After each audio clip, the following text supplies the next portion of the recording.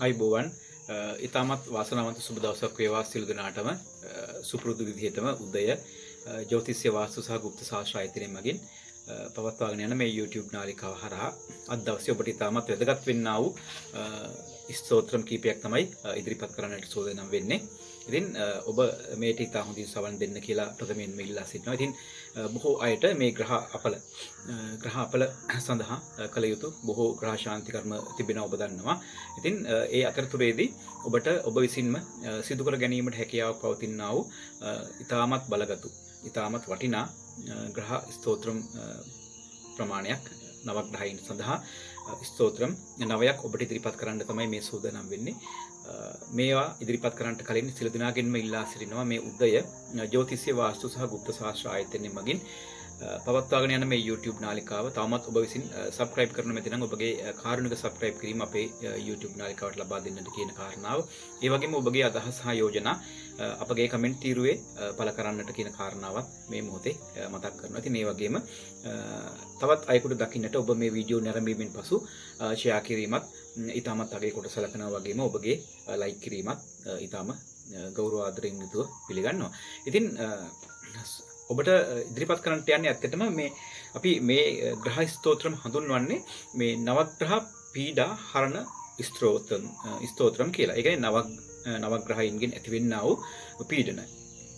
නවග්‍රහයින්ගෙන් යම්කිසි ග්‍රහයක ඔබට අපල කරනවා නම් එම අපල කරන්නා වූ ග්‍රහයාගෙන් ඇතිවෙන්නා වූ පීඩා.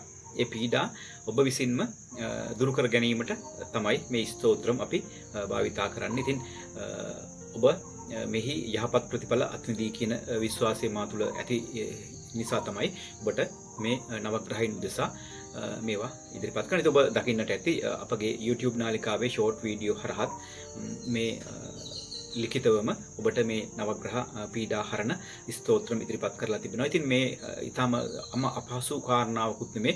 ඔබට ඕනෑම වෙලාවක ඔබ උදෑසන අවදි වූ මොහොතේ එසේ නොමැතිනම් ඔබ රාත්‍රියේ නිින්දර යන මොහොතේ ඔබගේ සයනේ ඉඳගෙන වුණත් ඔබට 3 වරක් 7 වරක් 9 වරක් හෝ 21 වරක් මේ නවග්‍රහ පීඩා හරණ ස්තෝත්‍රම් භාවිතා කිරීමේ හැකියාව තිබෙනවා. ඉතින් එය ඔබට පහසු ආකාරයෙන් ඔබට පහසු ප්‍රමාණයකින් ඔබ මෙය සජ්ජායනා කිරීමෙන් ඔබට අදාළව ඔබට පවතිනා වූ නවග්‍රහයින්ගෙන් තිබෙනා වූ සියලු පීඩා වලින් අත් මිදීමට හැකියාව තිබෙනවා කියන කාරණාව මේ මොහොතේ සඳහන් කරන්න ඕනේ. ඉතින් මා ඔබට එකින් එක ඉදිරිපත් කරන්නම් මේ නවග්‍රහ පීඩා හරණ ස්තෝත්‍රම්. අපි මුලින්ම ගමු මේ රවි. එහෙම නැත්නම් මේ සූර්යයා. ඔබ දන්නවා මේ රවි ග්‍රහයා කියලා කියන්නේ සූර්යයාට කියලා. ඉතින් ග්‍රහලෝකයේ රජුරුව රවි එහෙම නැත්නම් සූර්යයාට අපි මෙන්න මේ ආකාරයෙන් තමයි ගායනා කළ යුත්තේ. ඔබ අහගන්න ග්‍රහණාම් ආදි රාදිත්‍යෝ ලෝක රක්ෂණ කාරකා විසමස්ථාන සම්භූතං පීඩා හරතු මේ රවි. ඔන්න ඔය ආකාරයෙන් තමයි අපි රවි එහෙම නැත්නම් මේ සූර්යයා වෙනුවෙන් මෙම ස්තෝත්‍රම් එක ගායනා කරන්නේ. අපි ඊළඟට ගමු අපගේ සඳු එහෙම නැත්නම් අපගේ ග්‍රහලෝකයේ නවග්‍රහයින් අතර මෞරාජිනී වන්නා වූ මේ සඳු ග්‍රහයාට හිමි ස්තෝත්‍රම් මොකක්ද කියලා ඉතා හොඳින් සවන් දෙන්න මේවට. රෝහිණීස සුදා මූර්ති සුදා දාත්‍රා සුදාසනා විසමස්ථාන සම්භූතං පීඩා හරතු මේ විදු. එතකොට මෙතන මේ විදු කියලා කියවෙන්නේ මේ සඳු ග්‍රහයාට කියන එකත් ඔබ තීරුම් ගත යුතුයි. අපි ඊළඟට ඉදිරිපත් කරමු මේ කුජ. එහෙම නැත්නම් බොහෝ අය කුජ කියා හඳුන්වන ඒ වගේම කුජ හෙවත් අඟහරු කියනා වූ මේ ග්‍රහයා වෙනුවෙන් අපි මොකක්ද අප ඉදිරිපත් කරන ස්තෝත්‍රම් එක කියලා. මෙන්න මේ ආකාරයෙන් තමයි කුජ ග්‍රහයා සඳහා ස්තෝත්‍රම් එක තිබෙන්නේ. භූමි පුත්‍රෝ මහා තේජා ජගතම් බයාකෘත් සදා වෘෂ්ටි කෘත් වෘෂ්ටි හර්තාච පීඩා හර්තු මේ කුජ. ඔන්න ඔය ආකාරයෙන් තමයි කුජ ග්‍රහයාට හිමි ස්තෝත්‍රම් එක අපි ගායනා කළ යුත්තේ. අපි ඊළඟට බලමු බුධ ග්‍රහයාට අපි කියන ස්තෝත්‍රම් එක මොකක්ද කියලා. උත්පාද රූපෝ ජගතම් චන්ද පුත්‍ර මහාද්‍යුති සූර්ය ප්‍රියාකරෝ විද්වන් පීඩා හරතු මේ බුධ. ඔන්න ඔය ආකාරයෙන් තමයි බුධ ග්‍රහයාගෙන් ඇති වී තිබෙනා වූ පීඩාවක් වේ නම් ඔබට දුරු කර ගැනීමට හැකියාව තිබෙන්නේ. අපි ඊළඟට බලමු මේ ගුරු ග්‍රහයා. එහෙම නැත්නම් මේ බ්‍රහස්පති කියන නමින් අපි හඳුන්වන්නා වූ මේ ගුරු ග්‍රහයාගෙන් අපට යම්කිසි පීඩාවක් තිබෙන විට අපි මේ පීඩාවන් හරණය කරගන්නේ කෙසේද කියලා. දේව මන්ත්‍රී විශාලාක්ෂ සදාලෝක හිතේ රත අනේක ශිෂ්‍ය සම්පූර්ණ පීඩා හරතු මේ ගුරු. ඔන්න ඔය ආකාරයෙන් තමයි ගුරු ග්‍රහයාගේ ස්තෝත්‍රය මේක අපි භාවිතා කළ යුත්තේ. අපි ඊළඟට බලමු මේ සෞම්‍ය ග්‍රහයෙක්, ඊටම සෞම්‍ය ග්‍රහයෙක් වෙන්නවා මේ සිකුරු. සිකුරු ග්‍රහයාගේ ඇති වෙයි තිබෙනා වූ යම්කිසි පීඩාවක් තිබෙනවා නම් දුරු කරගත යුත්තේ කුමන ස්තෝත්‍රයකින්ද කියලා. දෛත්‍ය මන්ත්‍රී ගුරුස්තේශම් ප්‍රාණදස්චා මහාමති ප්‍රභු ස්තර ග්‍රහණාම් පීඩා හරතු මේ භෘගු. අන්න ඒ ආකාරයෙන් තමයි අපි සිකුරු ග්‍රහයාට පීඩාහරණ ස්තෝත්‍රම එක ගායනා කරන්නේ. අපි ඊළඟට බලමු මේ සෙනසුරු ග්‍රහයාට බොහෝ අය ඊටාම බලාපොරොත්තු වෙමින් ඉන්නට ඇති මේ සෙනසුරු ග්‍රහයාගේ පීඩාහරණ ස්තෝත්‍රම එක මොකක්ද කියලා දැනගන්නට ඊටා හොඳින් සවන් දෙන්න.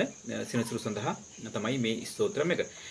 සූර්ය පුත්‍රෝ දීර්ඝ දේහ විශාලක්ෂ ශිව ප්‍රියා මන්දාචර ප්‍රසන්නාත්ම පීඩා හරතු මේ ශනි. මම නැවතත් ඔබට ඉදිරිපත් කරන්නම්. සූර්ය පුත්‍රෝ දීර්ඝ දේහ විශාලක්ෂ ශිව ප්‍රියා මන්දාචර ප්‍රසන්නාත්ම පීඩා හරතු මේ ශනි. එනෝ ආකාරයෙන් තමයි සෙනසුරු ග්‍රහයා වෙනුවෙන් අපි පීඩාහරණ ස්තෝත්‍රම එක ගායනා කළ යුත්තේ. අපි ඊළඟට බලමු මේ රාහු ග්‍රහයා සඳහා කොහොමද ස්තෝත්‍රම එක අපි ගායනා කළ යුත්තේ කියලා.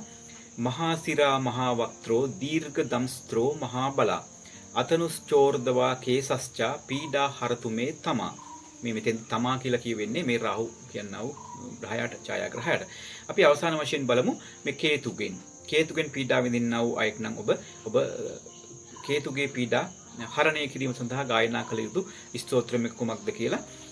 අනේක රූපා චාමයිස්චා සතාශෝදා සහස්‍රසා උත්පාත රූපෝ ජගතම් පීඩා හරතු මේ සිකි.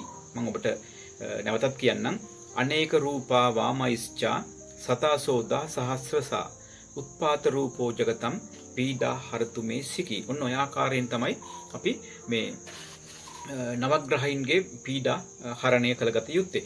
නවග්‍රහ පීඩා හරණ මන්ත්‍ර හැටියට නැත්නම් මේ නවග්‍රහ පීඩා හරණ ස්තෝත්‍රම් හැටියට අපි මේ ස්තෝත්‍රම් භාවිතා කිරීමෙන් ඉමහත් වූ මහඟු ප්‍රතිඵල ලබා ගැනීමට ඔබට හැකියාව තිබෙනවා. ඉතින් මේ වගේම ඔබට ඕනෑම අවස්ථාවක මේ පීඩාහරණ ස්තෝත්‍රම් ගායනා කිරීමටත් හැකියාව තිබෙනවා. මේ සඳහා විශේෂ වූ වේලාවක් නැහැ. ඒ වගේම විශේෂ වූ ප්‍රමාණයක් නැහැ. ඔබට මේවා සාමාන්‍ය මේම එක ස්තෝත්‍රමකින් 3 වරක්, එසේ නොමැතිනම් 7 වරක්, 9 වරක්, එහෙම නැත්නම් 21 වාරයක් ඔබට මේ ස්තෝත්‍රම් ගායනා කරන්නට පුළුවන්. මේ වගේම තව බොහෝ ස්තෝත්‍රම් තිබෙනවා මේ නවග්‍රහයින් උදෙසා. ඉතින් මම ඉදිරිපත් කළේ ඔබට මේ ಭಾರತයේ නැත්නම් ඉන්දියාවේ ඉන්දියානුවන් බොහෝ දෙනා ඊටාම කැමැත්තෙන් සහ ආශාවෙන් යුතුව ඊටාම විශ්වාසයෙන් යුතුව භාවිතා කරන්නා වූ නවග්‍රහ පීඩාහරණ ස්තෝත්‍රම් 9ක් තමයි ඔබට ඉදිරිපත් කළේ. ඉතින් තවත් බොහෝ ස්තෝත්‍රම් ග්‍රහයින් වෙනුවෙන් තිබෙනවා මේ ආකාරී ස්තෝත්‍රම්. නමුත් මේ ඔබට ඉදිරිපත් කළා වූ මේ නවග්‍රහ පීඩාහරණ ස්තෝත්‍රම් විශේෂයෙන්ම නවග්‍රහයින්ගෙන් තිබෙනා වූ පීඩා සඳහාම තමයි නිර්මාණය වෙලා තිබෙන්නේ.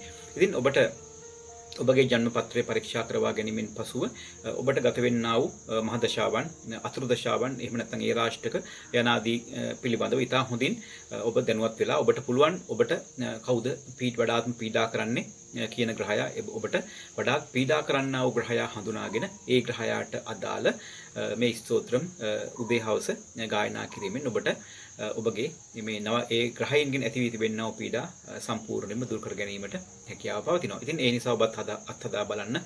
ඔබට මහා විශාල කාලයක් යන්නේ නැහැ. ඉතින් ඔබට හැකි වාර ගණනක් හැකි අවස්ථාවන් වලදී මේ නවග්‍රහයින් උදෙසා නවග්‍රහයින් ඇති වී තිබෙනා වූ පීඩා දුරු කර ගැනීම සඳහා මේ නවග්‍රහ පීඩාහරණ ස්තෝත්‍රම් භාවිතා කරයි කියලා මා බලාපොරොත්තු වෙනවා. ඉතින් ඒ ආකාරයෙන් නවග්‍රහ පීඩාහරණ මන්ත්‍ර භාවිතා කර ඔබට ඇති වී තිබෙනා වූ සියලුම ග්‍රහ දෝෂ දුරු කර ගන්නට කියලා උදය ජ්‍යොතිෂය සහ වාස්තු උදය ජ්‍යොතිෂ්‍ය වාස්තු සහ ගුප්ත ශාස්ත්‍ර ආයතනය මගින් ඔබ සියලු දෙනාගෙන් ඉල්ලා සිටිමින් අද දවසේ මේ කෙටි වීඩියෝව මේ ආකාරයෙන් නිමා කරනවා. ප්‍රාර්ථනා කරන ඔබ සියලු දෙනාටම ඉතාමත් වාසනාවන්ත සුබම සුබ දවසක් වේවා. සියලු දෙනාටම තෙරුවන් සරණයි. අයුබෝවන්.